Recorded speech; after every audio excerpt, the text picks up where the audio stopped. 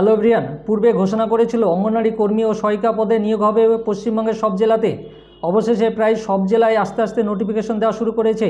আমি আপনাদের এখন দেখাবো সম্পূর্ণ নোটিফিকেশনটা, যোগ্যতা কি লাগবে, সিলেবাস কি এবং ফর্ম ফিল আপের লাস্ট ডেট কবে, সম্পূর্ণ আলোচনা করব। আপনারা শেষ পর্যন্ত দেখবেন। দেখার আগে যারা নতুন আছেন চ্যানেলটাকে সাবস্ক্রাইব করে দিবেন, আর যারা ফেসবুক থেকে দেখবেন অবশ্যই পেজটাকে ফলো করবেন। আমি আপনাদের সঙ্গে এখন আলোচনা করব অঙ্গনওয়াড়ি সহায়িকা পদের পরীক্ষা ধরন হচ্ছে সকল আবশ্যিক শর্ত পূরণের সাপেক্ষে যোগ্য প্রার্থী অথবা আবেদনকারীদের পরীক্ষার মাধ্যমে নির্বাচন করা হবে। মানে আপনার পরীক্ষা হবে, পরীক্ষার পূর্ণমান হবে 100, মানে 100 নম্বরের পরীক্ষা আপনাদের লিখিত পরীক্ষা হবে। প্রথমে 90 নম্বরের লিখিত পরীক্ষা নেওয়া হবে, আর লিখিত পরীক্ষা হবে 2 ঘন্টার। আপনার 2 ঘন্টার লিখিত পরীক্ষাটা হবে। লিখিত পরীক্ষায় পাশ করলে মৌখিক পরীক্ষার জন্য প্রবেশাধিকার পাওয়া যাবে। মৌখিক পরীক্ষা 10 নম্বরে। আপনি যদি লিখিত পরীক্ষায় পাশ করেন তো 10 নম্বরের আপনার মৌখিক পরীক্ষা হবে। মৌখিক পরীক্ষায় যদি পাশ করেন তাহলে আপনার চাকরি হবে। অনুলেখনের বিশেষভাবে সক্ষম প্রার্থীদের জন্য ক্ষেত্রে লিখিত পরীক্ষায় অতিরিক্ত 40 মিনিট সময় বরাদ্দ থাকবে। অর্থাৎ লিখিত পরীক্ষায় অনুলেখনের ক্ষেত্রে মোট সময় 2 ঘন্টা 40 মিনিট বরাদ্দ থাকবে। মানে বিশেষভাবে সক্ষম যারা লিখতে পারেন না তাদের ক্ষেত্রে 2 ঘন্টা 40 মিনিটের পরীক্ষা হবে। মানে তাদের জন্য 40 মিনিট এক্সেস সময় থাকবে। আর লিখিত পরীক্ষার পাঠ্যক্রম কি, আপনাদের সিলেবাস কি, অঙ্গনওয়াড়ি সহায়িকা পদের সিলেবাসটা বাংলা ভাষায় 150 শব্দের মধ্যে একটা রচনা লিখুন অষ্টম শ্রেণীর মানে 150 শব্দের আপনাকে রচনা লিখতে হবে। সেটা হবে অষ্টম শ্রেণীর মানের পরীক্ষা হবে, সেটা হবে 15 নম্বরের থাকবে রচনাটাতে। তারপরে 2 নম্বর হচ্ছে পাটিগণিত অষ্টম শ্রেণী মানের, মানে অষ্টম শ্রেণী মানের আপনার পাটিগণিত অঙ্ক থাকবে, সেটার নম্বর থাকবে 20 নম্বর। আর হচ্ছে পুষ্টি, জনস্বাস্থ্য, নারী সামাজিক অবস্থান বিষয়ক প্রশ্ন থাকবে আপনার 15 নম্বরে।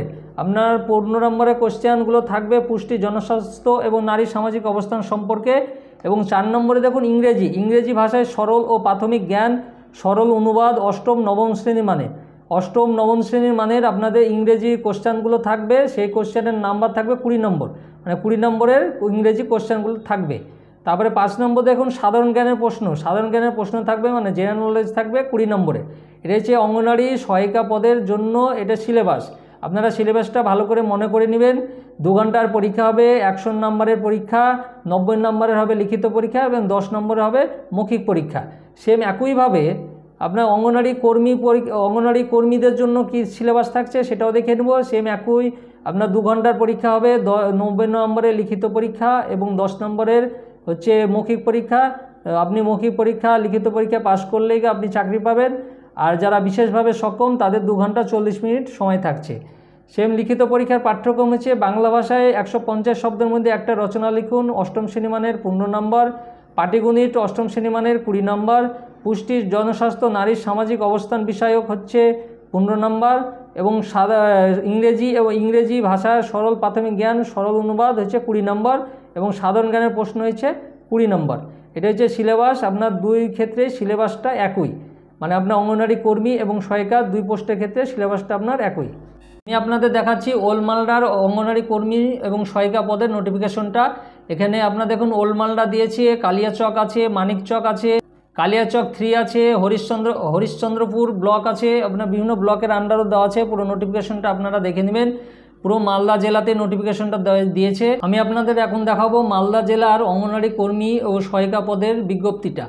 আপনি এখানে দেখুন ওল্ড মালদা পদে অঙ্গনওয়াড়ি কর্মী পদে ওল্ড মালদা সুসংগত শিশু বিকাশ সেবা প্রকল্পে অঙ্গনওয়াড়ি কর্মী পদে সরাসরি নিযুক্তির জন্য কেবলমাত্র ওল্ড মালদা সুসংগত শিশু বিকাশ সেবা প্রকল্প এলাকার ওল্ড মালদা পঞ্চায়েত সমিতির অন্তর্ভুক্ত ওল্ড মালদা স্থায়ী বাসিন্দা এবং কেবলমাত্র মহিলারাই আবেদনটা করতে পারবেন। আপনাদের মালদা জেলার বিভিন্ন ব্লকে নোটিফিকেশনটা দিয়েছে, আপনারা সেটা দেখে নেবেন। আমি শুধু ওল্ড মালদা নিয়ে আপনাদের সঙ্গে ডিসকাস করছি।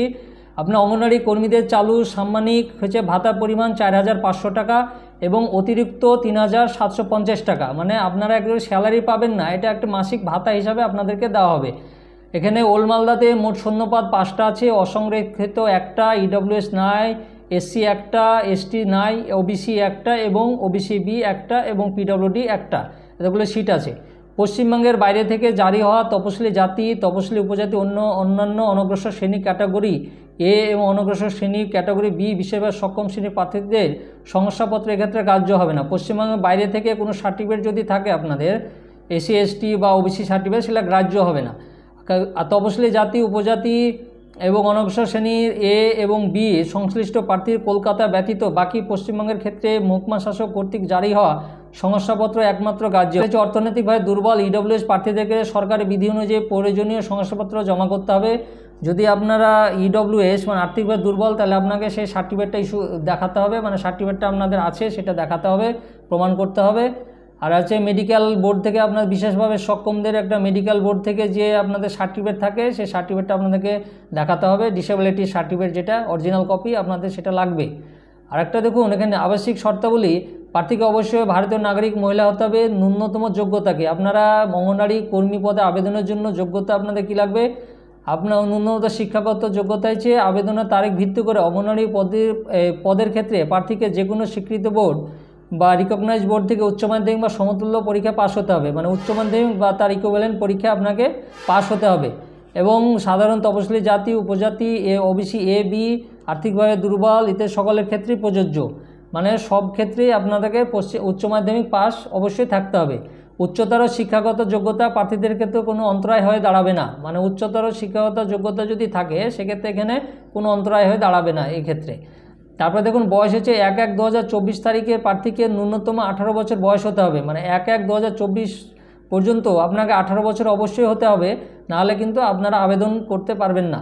অর্থাৎ সকল প্রার্থীর জন্ম তারিখ 2/1/1989, তারপরে 1/1/2006 বা তার আগে হতে হবে, মানে আপনাকে 18 বছর মিনিমাম 1/1/2024 তারিখের মধ্যে অবশ্যই আপনাকে হতে হবে। ঊর্ধ্বসীমা দিয়েছে তারিখে কোনো মতো 35 বছরের বেশি বয়সে হতে পারে না, আপনার 18 বছর থেকে 35 বছরের মধ্যেই বয়স থাকতে হবে, তার বেশি হলে আপনারা আবেদন করতে পারবেন না।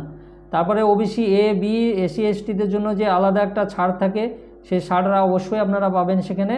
তারপরে স্থায়ী বাসিন্দা সংক্রান্ত শর্ত, যে প্রার্থী যে ব্লকে অঙ্গনওয়াড়ি কর্মী পদের জন্য আবেদন করবেন তাকে অবশ্যই সেই ব্লকের যে কোনো গ্রাম পঞ্চায়েতের স্থায়ী বাসিন্দা হতে হবে। আপনার পরীক্ষার নিয়মকানুন তো আপনাকে আগে বললাম, এবং আপনার কী কী সিলেবাস থাকবে সেটা আমি আপনাদেরকে আগে জানিয়ে দিয়েছি। ইংরেজি ব্যতীত সকল প্রশ্ন বাংলায় হবে, রচনা লিখতে বাংলাতেই হবে, বাংলায় লিখতে পারবেন রচনা, বাদবাকি সব বাংলাতে হবে। লিখিত পরীক্ষায় পাশ করলে মৌখিক পরীক্ষায় অনুপস্থিত থাকলে প্রার্থী অযোগ্য বলে বিবেচিত হবে। লিখিত পরীক্ষায় প্রাপ্ত এবং মৌখিক পরীক্ষায় প্রাপ্ত মোট নম্বরের ভিত্তিতে চূড়ান্ত প্রস্তুত করা হবে, চূড়ান্ত মেধা তালিকা প্রস্তুত করা হবে।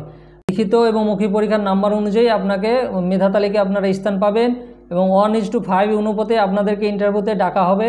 আর যদি কোনো ক্ষেত্রে দেখা যায় একই শ্রেণীর 2 অত্যাধিক প্রার্থী লিখিত মৌখিক পরীক্ষার প্রাপ্ত নম্বর সমান, সেক্ষেত্রে তাদের বয়স বেশি থেকে থাকে সরকার আদেশ অনুযায়ী অগ্রাধিকার দেওয়া হবে, মানে যদি একই নম্বর পেয়ে যান তা যার বেশি বয়স সে চাকরি পাবে।